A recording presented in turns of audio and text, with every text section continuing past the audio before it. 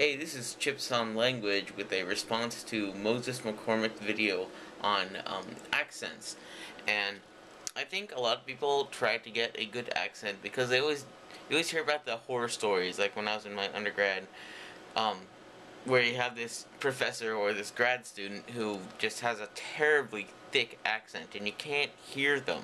And they're trying to teach you something like advanced mechanics or quantum mechanics or something like that, and you can't understand what they're saying, and that makes it extremely difficult. And it's really, really irritating. And so I think people try to minimize the idea that they can't minimize their accent so that they can get rid of the idea of not being understood by a native speaker. Now, on the other hand, you always, well, I remember one professor that I had while in my undergrad by the name of Dr. Kerr, who was from Scotland, and he had the most amazing accent. I would take his classes simply to hear his accent, besides the fact that he's a really good teacher. But he has this amazing accent, it's just fun to listen to him talk.